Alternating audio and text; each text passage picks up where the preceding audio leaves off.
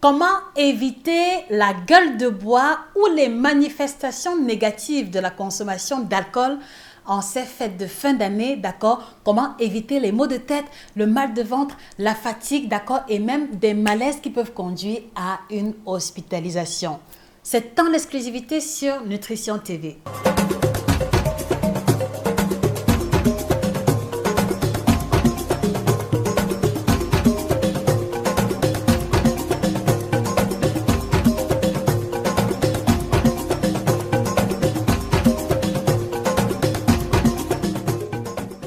Bonjour à vous fidèles téléspectateurs, permettez-moi de vous souhaiter une très belle fête de Noël et tous mes meilleurs vœux pour la nouvelle année. Je suis Josica, votre experte en nutrition tropicale, 11 ans d'expérience au compteur avec une collection de 9 ouvrages de nutrition à succès à notre actif. Et ce matin, je prends l'initiative de vous présenter 3 astuces très simples qui vont vous aider à profiter des fêtes de fin d'année, à prendre les boissons de votre choix sans pour autant y laisser votre santé. Parce que je suis consciente que parmi vous, il y a des médecins qui seront de garde, il y a des chauffeurs, il y a des personnes qui font un travail sensible, d'accord? Et nous ne voulons pas que vous vous retrouviez mal en point. Alors, je vous prie par conséquent de faire un partage massif de cette vidéo aux amis, aux connaissances, aux collègues de charter, aux collègues de votre époux. Ils ont besoin de savoir quoi faire pour pouvoir profiter en toute tranquillité. La première astuce, messieurs, d'accord, la règle numéro 1 des bons consommateurs d'alcool, la règle numéro 1 des professionnels dans la dégustation de l'alcool, c'est que vous ne prenez pas de boissons alcoolisées à jeun. J'ai envie de dire 0 alcool si vous n'avez rien mangé depuis le matin. Donc, la première astuce, comme je l'ai dit tantôt, elle va consister pour vous à éviter la consommation d'alcool lorsque vous avez l'estomac vide parce que c'est le meilleur moyen, d'accord, de vous shooter une dose élevée d'alcool et de subir dans les minutes qui vont suivre, d'accord, tous les effets secondaires. Donc, l'astuce ici va consister pour vous, lorsque vous avez l'intention de prendre beaucoup d'alcool, lorsque vous avez un charter prévu, lorsque vous avez des rencontres avec des amis et que ça va être très arrosé, messieurs, commencez par prendre un plat, mangez quelque chose et de préférence, mangez un plat gras. Mangez un plat un peu lourd pour que cela serve un peu de soubassement, entre guillemets, à la dose d'alcool qui arrive. Surtout, si vous avez l'intention de prendre des alcools qui ont plus de 15% d'alcool, tels que la vodka, tels que les whisky, tels que le gin, le rhum, faites l'effort de prendre un plat gras par excellence. Donc, ceci va avoir pour premier avantage de ralentir la diffusion de l'alcool au niveau de votre circulation sanguine générale. Est-ce que vous voulez bien écrire cela en commentaire, s'il vous plaît? Est-ce que vous voulez bien écrire cela en commentaire? Donc, le fait de manger un plat gras va aider à ralentir la diffusion de l'alcool. Donc, ceci vous aidera aussi à ne pas vous retrouver en état d'ébriété. Ceci vous aidera à ne pas avoir les maux de tête immédiatement. Ceci vous aidera à profiter, mais sans avoir les effets secondaires que certains expérimentent souvent, qui peuvent aller des vomissements jusqu'à une hospitalisation parce qu'ils ne répondent plus de leur sens. Voilà pour la première astuce qui va aider les personnes qui ont l'intention de boire beaucoup en cette fin d'année, d'éviter la gueule de bois. Pour ceux qui ne savent pas, la gueule de bois est l'ensemble des manifestations et des malaises qu'on va expérimenter après une consommation élevée d'alcool. Et parmi, on va retrouver les violents maux de tête, la fatigue, les nausées, la somnolence, une odeur forte chargée d'alcool et puis également une diminution des capacités cérébrales et de l'acuité visuelle. Voilà ce qui renvoie à la définition de la gueule de bois. Messieurs, mesdames, la question que je voudrais vous poser, quel est le type d'alcool, quel est le type de boisson que vous prenez en général en ces fêtes de fin d'année? Quel est le type de boisson que vous privilégiez en cette fête de fin d'année? Ça me permettra de prendre connaissance avec vos préférences et éventuellement de vous proposer du contenu en retour. Merci de laisser les réponses en commentaire. La deuxième astuce qu'on va mettre sur pied qui va nous aider à prévenir la gueule de bois, c'est une astuce qui date depuis mes consultations au Cameroun et tous mes patients masculins s'en souviendront parce qu'on avait une astuce qu'on mettait sur pied. Elle consistait pour ces personnes-là de prendre un verre d'alcool, 2 verres d'eau.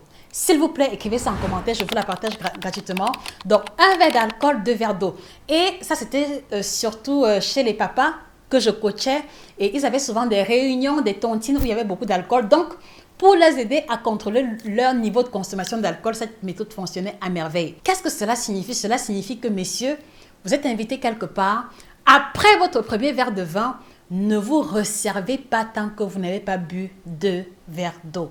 Après votre première bouteille de bière, ne prenez pas la deuxième tant que vous n'avez pas pris un volume équivalent 2 fois d'eau. D'accord? Donc, une bouteille de bière, 2 bouteilles d'eau. Donc, logiquement, une bouteille de bière, 1,5 litre d'eau avant de continuer. Et ceci aura l'avantage, d'accord, de vous hydrater parce que l'une des raisons pour lesquelles vous ressentez la gueule de bois, c'est parce que votre corps est déshydraté. L'une des raisons pour lesquelles vous avez les nausées, les maux de tête, c'est à cause de la déshydratation. Donc, le fait d'alterner cette stratégie-là vous aidera à rester hydraté. Numéro 2, elle va vous aider à éliminer l'alcool parce qu'au fur et à mesure que vous allez boire de l'eau, vous allez aller faire pipi et c'est un mécanisme d'élimination d'une partie de l'alcool ingéré, ce qui est plutôt à votre avantage. Et la troisième vertu, c'est que ceci va vous obliger à boire beaucoup moins que prévu. Il est impossible de boire 10 bouteilles de bière en respectant le système que je viens de proposer. Au pire des cas, vous pourrez prendre 2-3 bières, mais après, vous n'allez plus avoir les capacités de boire davantage. Donc, pour ceux qui sont souvent très sensibles, qui n'arrivent pas à se contrôler, c'est le meilleur moyen pour vous de pouvoir contrôler votre niveau d'alcool.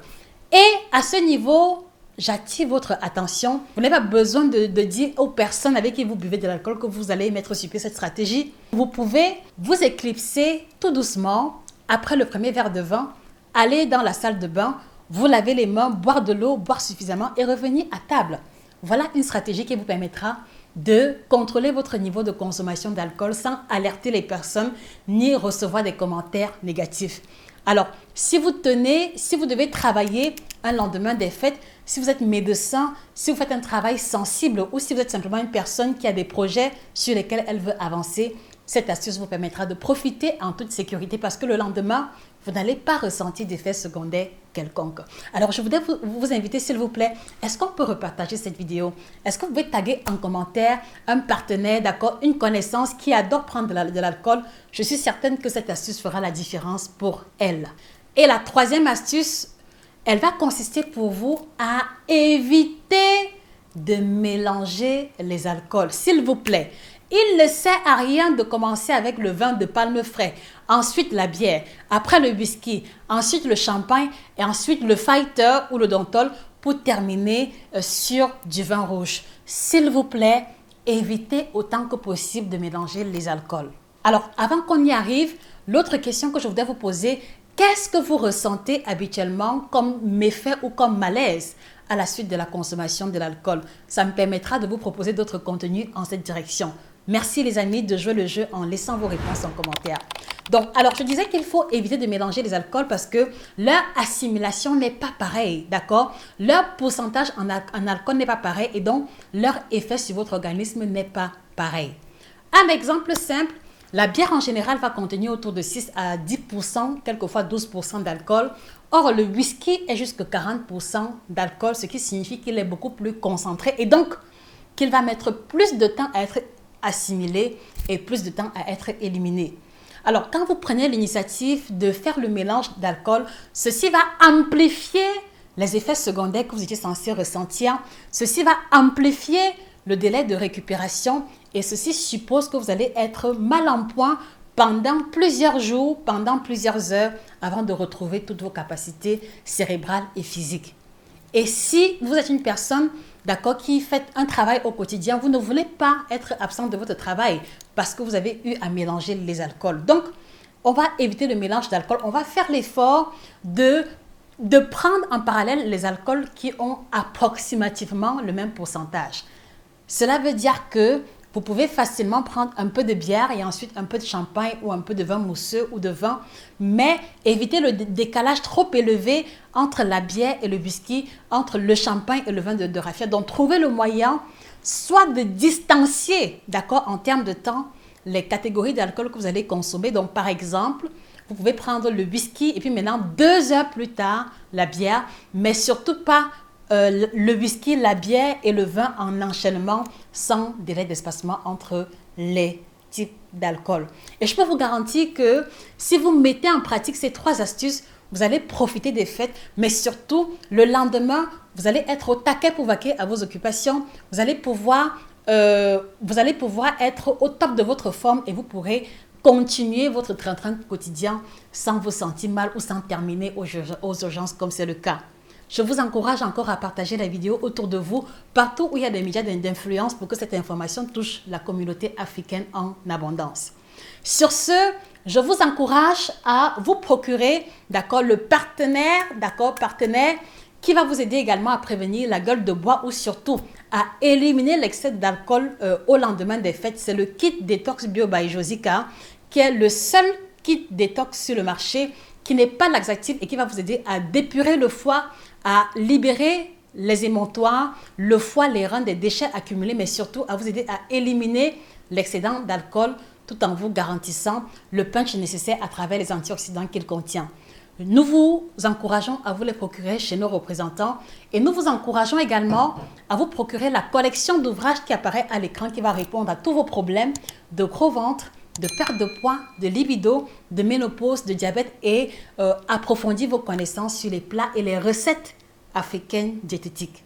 Sur ce, je vous remercie pour votre attention. On se fixe rendez-vous très prochainement pour notre contenu aussi intéressant. C'était Josica, votre passionnée en alimentation tropicale, experte en nutrition avec 11 ans d'expérience au compteur. Excellente fête de fin d'année à vous et que le bien-être vous accompagne définitivement. Au revoir.